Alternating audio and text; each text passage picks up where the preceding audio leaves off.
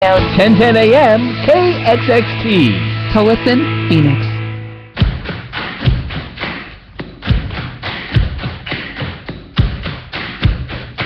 From my home to yours, welcome to Arizona Living with Crickette. I'm your host, Crickette Gill, bringing you positive talk radio for a welcome change.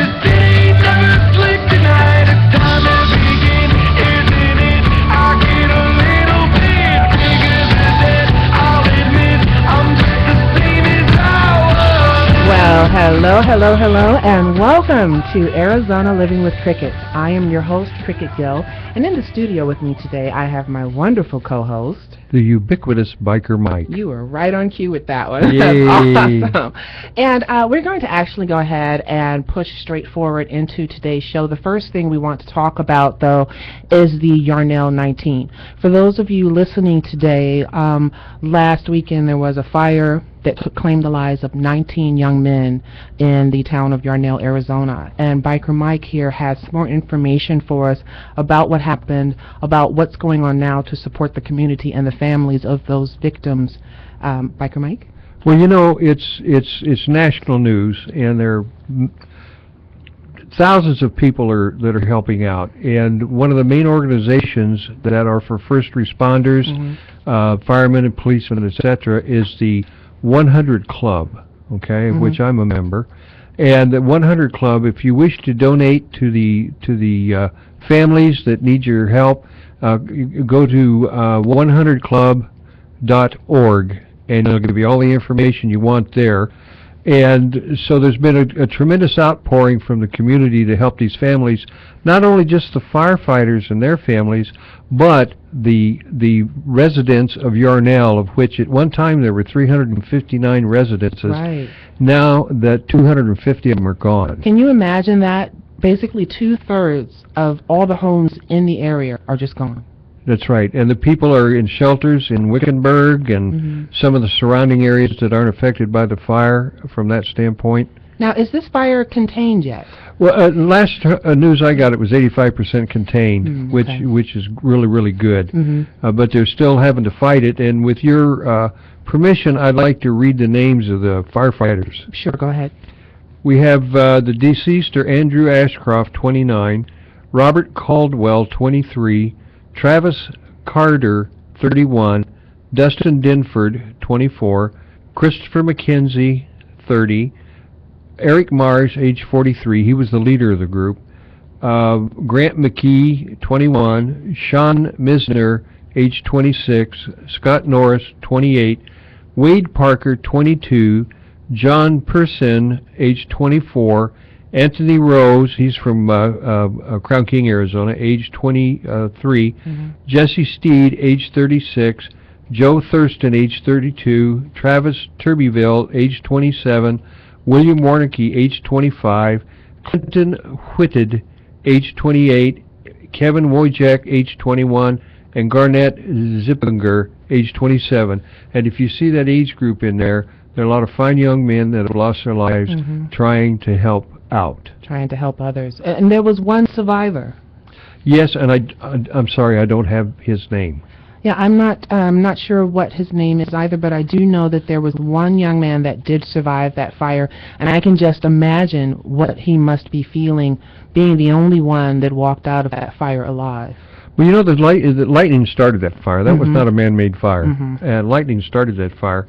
And there's a lot of areas that are helping out the displaced people. There's a sprawling gymnasium on a college campus in Prescott where cots were set up and meals were being served for those who fled the Region wildfire. There's between 40 and 50 people that had registered at the facility, organized by the Red Cross, and more were expected by nightfall. So there's shelters in Wickenburg. So the community has just really come to the service of these people. So how can those of us that do not live in Yarnell, that do not live in Arizona, that maybe don't even live in the U.S. but want to help, how can we help? Well, what you can do is you can donate items, you know, blankets, pillows, pots and pans, I mean, you know, whatever.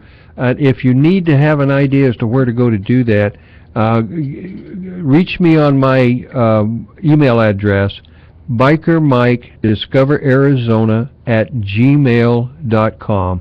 Go to that, and just let me know how to get a hold of you, and we'll do that. And one of the organizations that is accepting donations, I believe, is the 100 Club. Yeah, the 100 Club is truly the way to, if you want to financially help people, call the 100 Club or go to the www.100club.org, and you can donate online, whether it's $5 or $10 or $20, or be like Glenn Beck, write a check for $50,000. There you go. So one of the things that drew my attention about this tragedy is not just the fact that these families lost their brothers, their sons, their husbands, their fiancés, their fathers. It's also the whole town is suffering from this fire, from this devastation and this loss, which includes the animals. The animals as well as the people, the horses, the dogs, the cats. The bunny rabbits, all of them are experiencing grief in their own way, and they don't have a way to talk to us, to let us know, hey, you know, I really miss Andrew. Where is he? They can't tell us that. So that kind of brought to light what we're going to talk about today. And today's topic is about energy healing, but it's focused specifically on animals. So we're going to look at some of the signs that we should be looking for in our pets to recognize that whether or not they are actually feeling the same stress and suffering that the people in that community are feeling right now. No doubt that they're feeling this right now. To give you an example, okay, if you have a pet and the pet loves you both, and you get into an argument, that pet will display activity that shows that they're disturbed by it. Just like a child. It's like a child. So today's guest is an expert in energy healing, specializing in holistic healing for animals. Lisa Osthelder is from the Midwest. She is a cheesehead. That makes us mortal enemies because I'm from Chicago. I like her. I like her too, I know. And she has been living in the Valley for nearly 2 decades. She is a certified body talk practitioner and is also trained in Reiki, canine massage, reconnective healing, healing touch for animals, and transformational life coaching. She currently resides in and has a healing practice called My Healing Path in the Gilbert area, as she volunteers her time each week at the Wild Horse Rescue Ranch. Welcome to the show, Lisa. Welcome. Thank you for having me. Oh, no problem. So we're just going to jump right into today's topic, which is the energy healing for animals. So the first thing I'd like to know is, what brought you to this field? How did you get into the field of energy healing, and specifically for animals? Right. Well, I guess it kind of found me, but it all started probably about 10 years ago.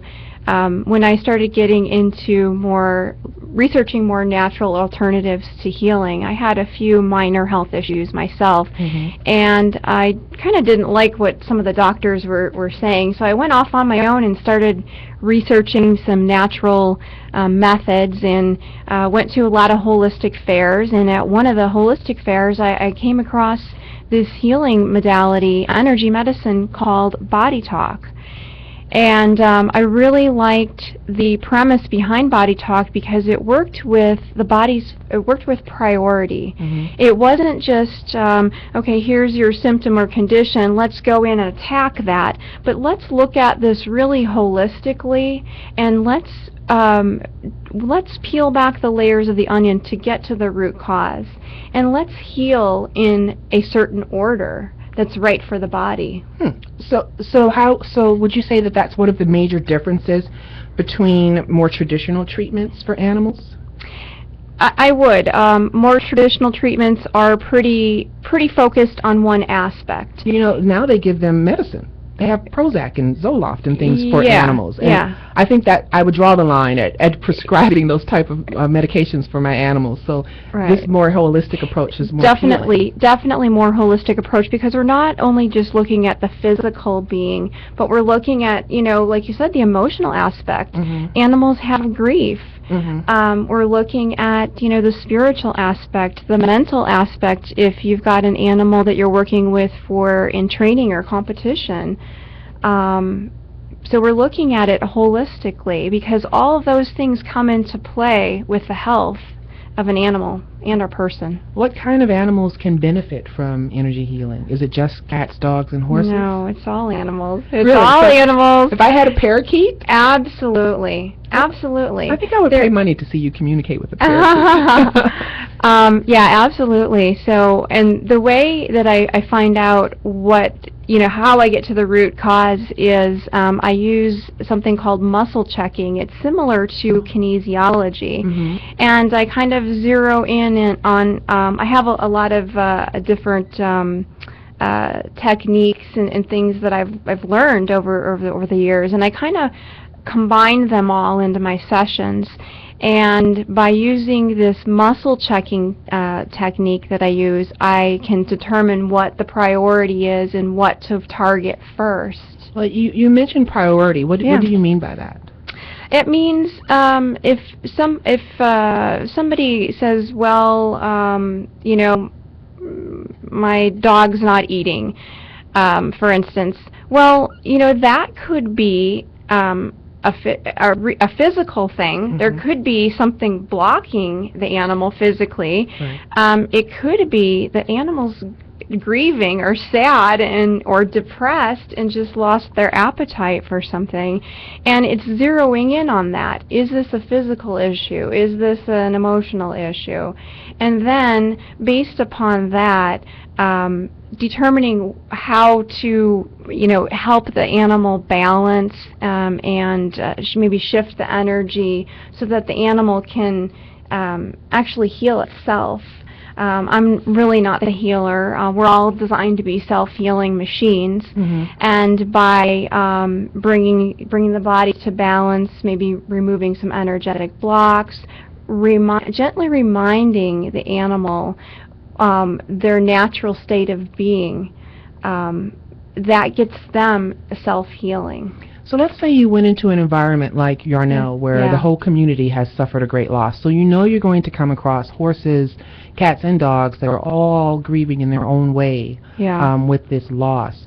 What are some of the signs that you would look for or that you would advise the pet owners in that area to look for in their pets when trying to determine whether or not they are grieving? I would say any abnormal behavior, any behavior that's out of the ordinary. So maybe urinating all over the house, or maybe they become lethargic, irritability. It could be they're more skittish or scared. Oh, okay. Anything like that. They could, like I mentioned earlier, they could maybe even stop eating or stop drinking. I would just say anything out of the ordinary for your animal should, really be investigated. So it would be, it's supposed to be something like, say, for example, you have a pet that's always affectionate, and then they withdraw. Exactly. So there's something going on there. I have a question for you regarding the different personalities that animals have. Like, for instance, my cats. I have a couple of cats. I'm not a cat lady yet, but I do love my cats. And they have distinct personalities. Aries is kind of withdrawn and antisocial most of the time unless he wants something, so he's a little manipulative. His twin sister Isis, though, is very loving and affectionate. So let's say something happened in my home and there was a stressful situation and they're both reacting different ways. How would you treat Aries versus Isis depending on their personalities? Well, that's determined at the time, right? So, definitely none of my sessions are the same. No two sessions are ever the same. That's why I love this. It's so interesting. You get to deal with the different personalities, and you approach them differently because of the different personalities and because of potentially the different ways they're displaying whatever their issue potentially is.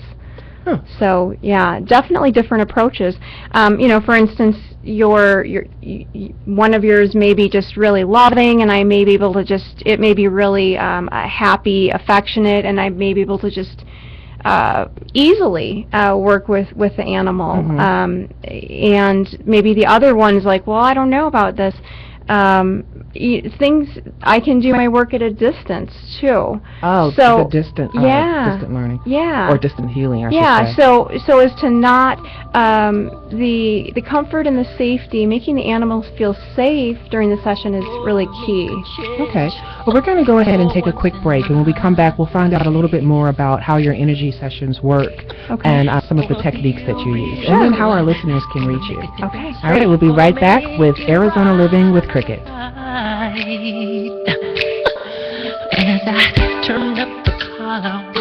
Just-in-Time Hair Design offers an array of hair services for all ethnicities.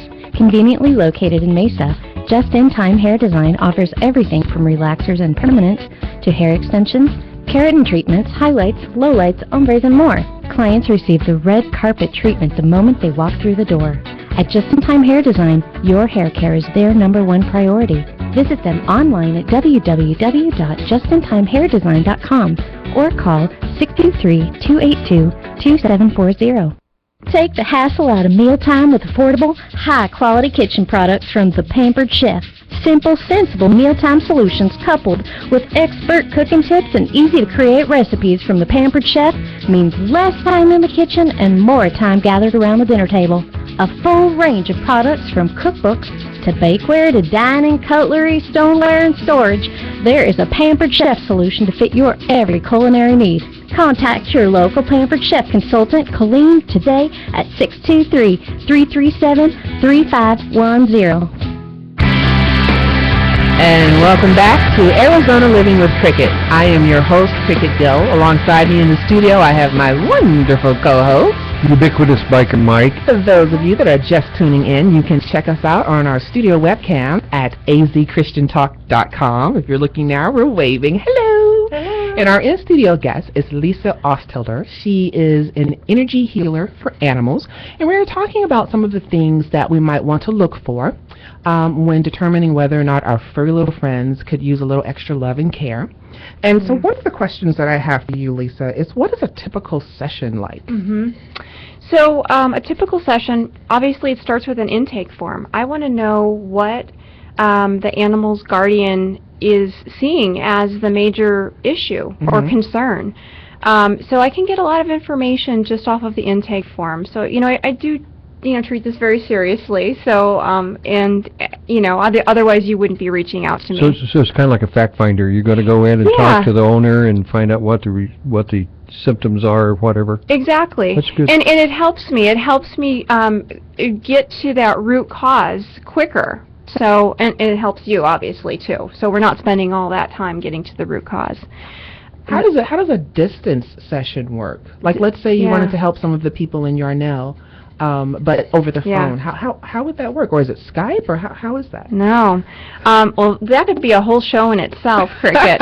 But, I have the ability. We all kind of carry our own unique frequency.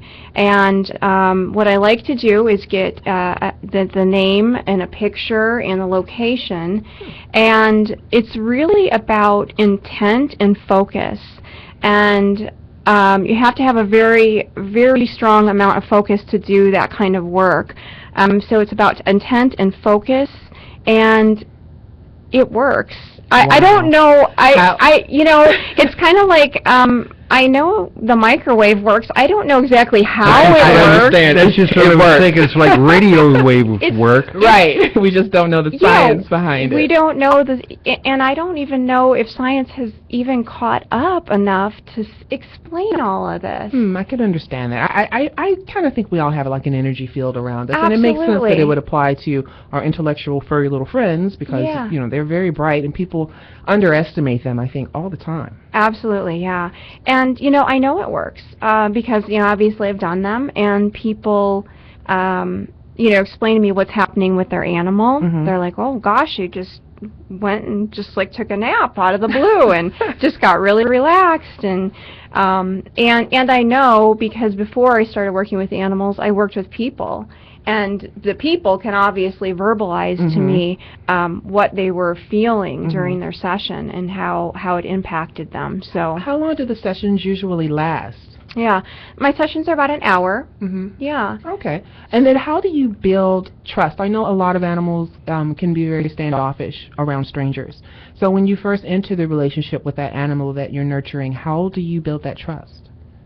Well, I think it's just it's a matter of making the animal feel safe, like I mentioned before.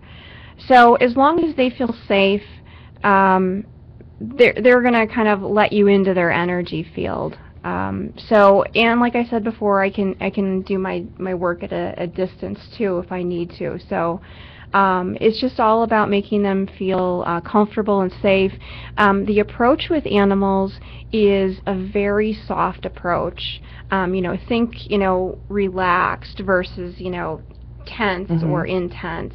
So it's a very soft approach with the animals, and because their energy fields are, you may not know this, but they're even more expanded than us. I believe that. Yeah, so that's why you have to be very gentle, very soft approach, and They can kind of sense that, too. Yeah. You hear all these stories all the time about animals sensing things in the room, or they get a bad vibe or a good vibe off Or of about someone. earthquakes or hurricanes. Right, Yeah. right. You So know. it makes absolute sense that they would have this aura about them that maybe we just, like I said, we underestimate them. yeah, they're very connected and very grounded. Yeah. To the earth, and that's another thing that I do kind of before my sessions is just to really make sure that I'm grounded and focused.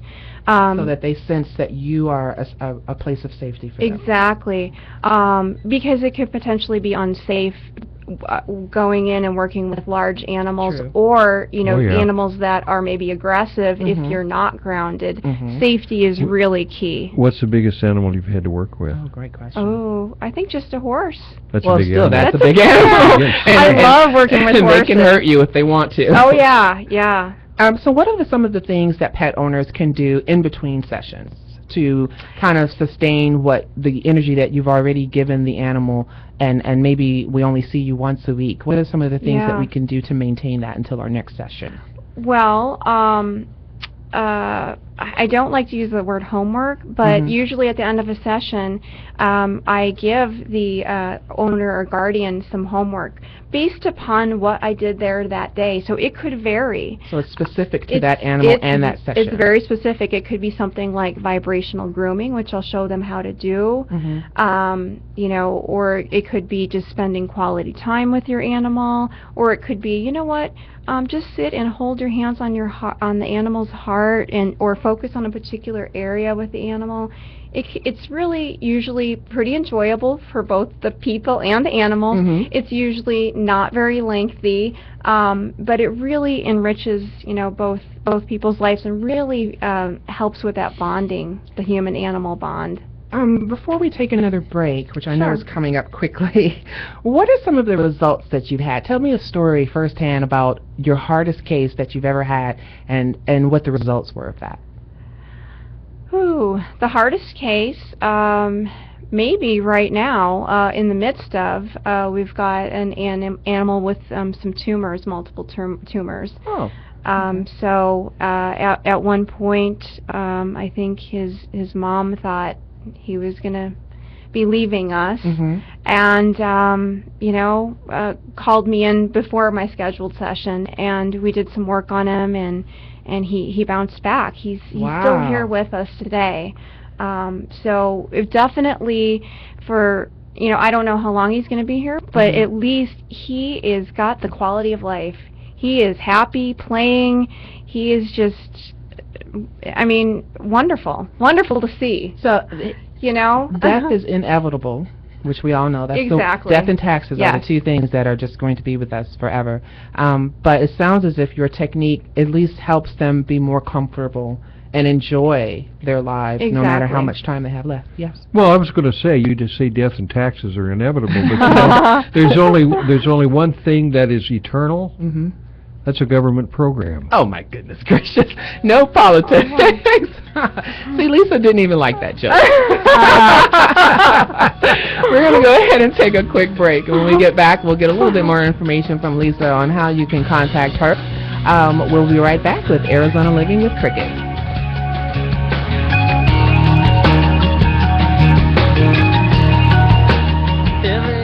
Your skin is the first line of defense against the harsh Arizona sun, and as with anything left out in the sun too long, it can become dull, listless, cracked, and dry. Melba Day Spa can help you replenish your skin with services ranging from European facials to body waxing and massage. Come in and enjoy 20% off all services. Conveniently located in North Scottsdale, Melba Day Spa offers clients a private spa experience in a relaxed setting. Make your appointment today. Call 480-614-1227 or visit them online at www.melbadayspa.com. Renew, refresh, rejuvenate. Discover what your face has been missing. Andy Rodriguez Photography is your source for affordable professional photographs right here in the East Valley. Whether you're looking for a highly professional photographer for your wedding, high school prom, modeling headshots, corporate headshots, or more, the pros at Andy Rodriguez Photography have got you covered. To find out more about their services, visit them online at www.andyrodriguezphotography.com.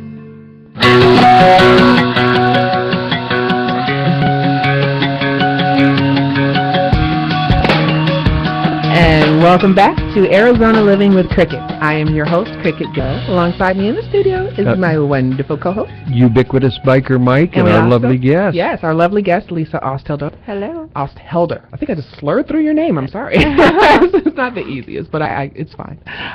So my question for you before we let you go for the day is, Sure. What does a typical session cost? What does it cost? Okay. Well, my sessions a house call session, which means I come to your house.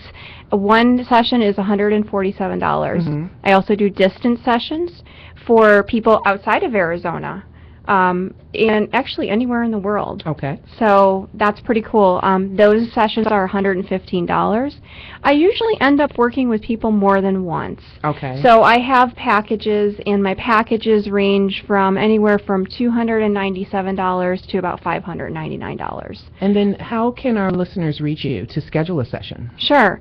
Probably the best way to reach me is to go through my website, lisaosthelder.com. Lisa, L-I-S-A, Osthelder, O-S-T-H-E-L-D-E-R.com. And your phone number? 602-502-3065. All right. Well, thank you for joining us today, Lisa. It was a lot of fun. You It was are nice a blast. having you here. Yeah. And is there anything Thank else you want to say before we let you go? Well, I want to make sure people visit my website, because going back to what you said about what can pet owners do, there's some special gifts on my website if they enter their name and email address. Wonderful. Lisa, now how long have you been doing this? I've been doing this for about 5 years. That's great. Yeah. Okay, well, thank you for joining us today in the studio. If you'd like to find out more about Lisa, you can read her bio on our website at ArizonaLivingTalkRadio.com. And Biker Mike, would you like to say anything else before we go? I just say God bless everybody that's been helping out for Yarnell and the families of the firefighters who died, and God bless you all. God bless you all. Have a great weekend, everyone, and thank you for listening. I'm just the same as I was. Now don't you understand? I'm never changing who I am. Thank you for listening to Arizona Living with Crickette, bringing you positive talk radio for welcome change. And remember to live, learn, and grow. For more information, check us out online at ArizonaLivingTalkRadio.com. If you